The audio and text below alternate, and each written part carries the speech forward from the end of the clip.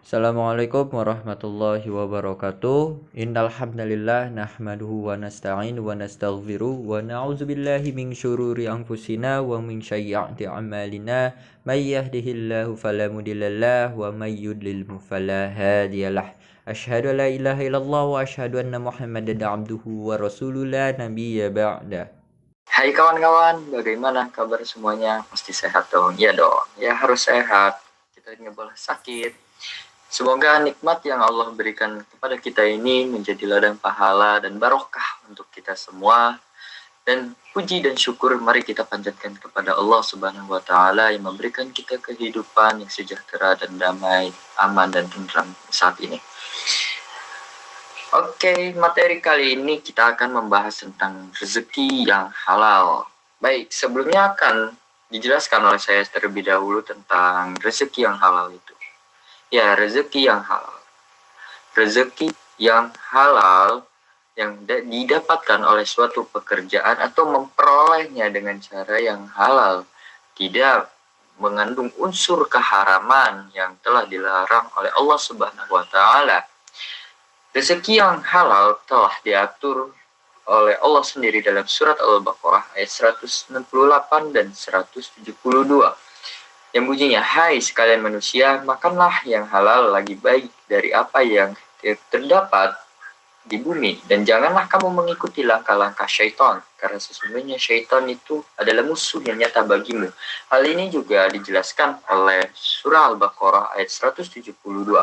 Hai orang-orang yang beriman, makanlah di antara rezeki yang baik-baik yang kami berikan kepadamu, dan bersyukurlah kepada Allah jika benar-benar kepadanya kamu menyembah. Nah, itu saja sekian dari saya mengenai latar belakang tentang rezeki yang halal. Selanjutnya untuk pembahasan yang akan lebih menarik lagi akan dibawakan oleh saudari Lia Amelia dengan NIM 201130 dan saudara Saifuddin Basri dengan NIM 201130-209. Baik, kepada saudara Saifuddin Basri dipersilahkan. Terima kasih kepada moderator yang telah mempersilahkan saya sebagai pemateri yang pertama. Sebelumnya izin memperkenalkan diri. Nama saya Saifuddin Basri dengan NIM 201130-209, kelas E, jurusan Hukum Ekonomi Syariah. Baiklah, saya di sini akan menjelaskan tentang rezeki yang halal. Hadis riwayat Bukhari dan Muslim tentang rezeki yang halal. An Abi Abdurrahman Abdillah bin Mas'ud radhiyallahu anhu qala haddatsana Rasulullah sallallahu alaihi wasallam wa huwa shadiqul masduq inna ahadakum yujma'u khalquhu fi batni ummihi arba'ina yawman nutfah summa yakunu 'alaqatan misla dzalik summa yakunu mudghatan misla dzalik summa yursalu ilaihil malaku fayanfukhu fihi ruh wa yu'maru bi arba'i kalimat bikatbi rizqihi wa ajalihi wa amalihi wa syaqiyyun aw sa'id fawallahi alladzi la ilaha ghairuhu inna ahadakum la ya'malu bi'amali ahlil jannati hatta ma yakunu bainahu wa bainaha illa zira'un fayasbiqu alaihil kitab فيعمل بعمل أهل النار فيدخلها وإن أحدكم لا يعمل بعمل أهل النار حتى ما يكون بينه وبينها إلا ذراع فيسبق عليه الكتاب فيعمل بعمل أهل الجنة فيدخلها. Terjemah hadis dari Abu Abdurrahman Abdullah bin Mas'ud radhiyallahu anhu. Beliau berkata, Rasulullah sallallahu alaihi wasallam menyampaikan kepada kami, dan beliau adalah orang yang benar dan dibenarkan.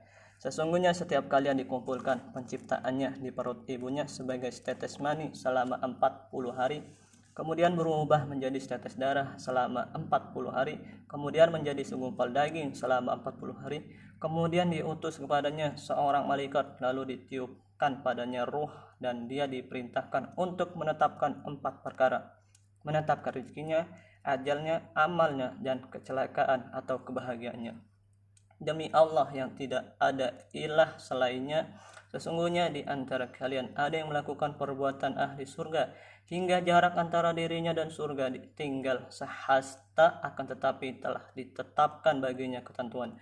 Dia melakukan perbuatan ahli neraka, maka masuklah dia ke dalam neraka. Sesungguhnya di antara kalian ada yang melakukan perbuatan ahli neraka hingga jarak antara dirinya dan neraka tinggal sehasta, akan tetapi telah ditetapkan baginya ketentuan. Dia melakukan perbuatan ahli surga, maka masuklah dia ke dalam surga. Riwayat Bukhari dan Muslim. Selanjutnya, dorongan mencari rezeki yang halal. Kata rezeki berasal dari bahasa Arab. Secara etimologi berarti pemberian. Adapun menurut istilah Al-Jurjani menyebutkan ar-rizq berarti segala sesuatu yang diberikan oleh Allah Subhanahu wa taala kepada makhluknya untuk mereka konsumsi, baik halal atau haram. Dalam surat Ar-Rum ayat 40, A'udzu billahi minasyaitonir rajim. Bismillahirrahmanirrahim. Allahul ladzi khalaqakum summa razaqakum summa yumitukum summa yuhyikum. Hal min syurakaikum may yaf'alu min zalikum min syai'. Subhanahu wa ta'ala amma yusyrikun. Yang artinya, Allah lah yang menciptakan kamu, kemudian memberimu rezeki, kemudian mematikanmu, kemudian menghidupkanmu kembali. Adakah di antara yang kamu sekutukan dengan Allah itu yang dapat berbuat sesuatu dari yang demikian itu? Maha sucilah Dia dan maha tinggi dari apa yang mereka persekutukan. Quran Surat Ar-Rum ayat 40. Yang dimaksud rezeki halal adalah 1. Halal wujudnya, yaitu apa saja yang tidak dilarang oleh agama Islam. 2. Halal karena tidak tercampur dengan hak milik orang lain. Bekerja dan berusaha dalam kehidupan seseorang dalam mempraktekkan Islam, karena Islam sendiri tidak menganjurkan hidup hanya semata-mata hanya untuk beribadah dan berorientasi pada akhirat saja. Namun Islam menghendaki terjadi keseimbangan antara kehidupan duniawi dan kehidupan ukhrawi. Jadi rezeki yang halal adalah sesuatu yang dapat diambil manfaatnya dan boleh dikerjakan atau dimakan dengan pengertian bahwa yang melakukannya tidak dapat sanksi dari Allah. Selain itu, memohon doa juga termasuk salah satu bagian dalam usaha mencari rezeki. Hadis di bawah ini akan dibahas hadis-hadis mengenai dorongan mencari rezeki yang halal. Mungkin itu saja penjelasan dari saya, kurang lebihnya mohon maaf. Saya kembalikan lagi kepada moderator. Kepada saudari Lia Amelia, dipersilahkan. Baik, terima kasih kepada moderator. Selanjutnya yaitu bab 2. Orang yang memberi lebih baik daripada orang yang meminta. Hadis riwayat Bukhari dan Muslim tentang memberi lebih baik daripada meminta.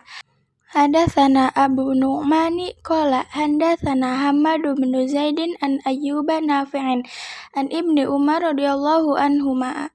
Qala sami'tu an-nabiyya sallallahu alaihi wasallam wa hadatsana Abdullah bin Maslamah an Malikin an Nafi'in an Abdullah bin Umar radhiyallahu anhu yaqulu qala Rasulullah sallallahu alaihi wasallam qala huwa ala mimbarin wa huwa wadhkuru sadaqatu wat ta'affufa bil mas'alatil al-yaddul 'alya khairun min yaddi sufala fal yaddul 'alya hiya munfiqatu wasafalaihi sa'alah. Yang artinya, bercerita kepada kita, Abu Nu'am berkata telah bercerita pada kita Hammad bin Zaid bin Ayyub dari Nafi bin Umar R.A. Dia berkata, saya telah mendengar Nabi Muhammad SAW bercerita kepada kita Abdullah bin Muslamah dari Malik bin Nafi. Diriwayatkan dari Abdullah bin Umar R.A. Di atas mimbar Rasulullah SAW bercerita tentang sedekah, menghindari dari meminta pertolongan keuangan kepada orang lain, dan mengemis kepada orang lain dengan berkata, tangan atas lebih baik daripada tangan di bawah. Tangan di atas adalah tangan yang memberi, tangan yang di bawah adalah tangan yang mengemis. Hadis riwayat Bukhari di dalam kitab zakat. Dari hadis tadi dapat diambil kesimpulan bahwa orang yang memberi lebih baik daripada orang yang meminta-minta, karena perbuatan meminta-minta merupakan perbuatan yang mengakibatkan seseorang menjadi tercela dan hina. Sebenarnya meminta-minta itu boleh dan halal, tetapi boleh di sini diartikan bila seseorang dapat dalam keadaan tidak punya apa-apa pada saat itu.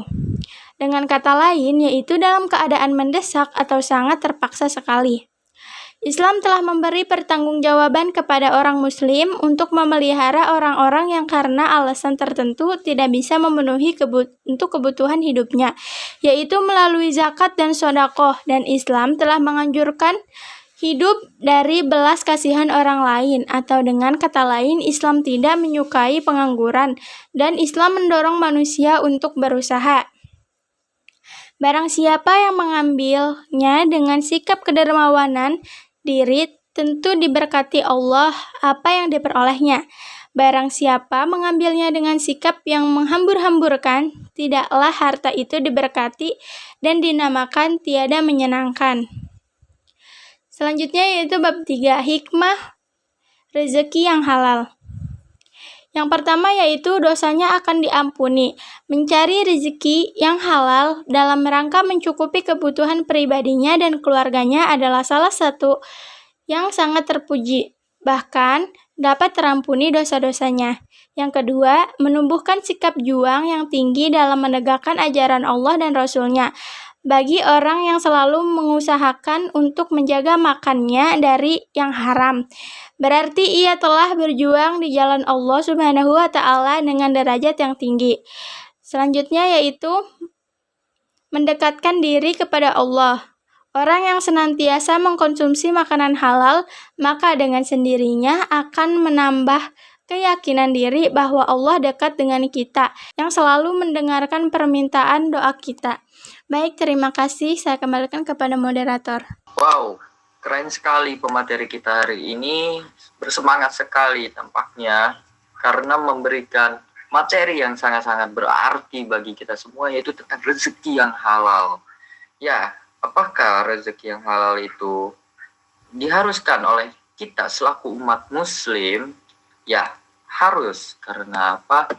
Karena rezeki yang kita peroleh dengan cara yang halal itu akan membawa barokah, syafaat bagi kita, bagi keluarga, anak, istri, ibu, dan ayah, dan tentunya untuk diri kita sendiri, untuk masa depan, dan untuk kebaikan kita di surga nanti, insya Allah. Oke, baik. Ada kala dari surah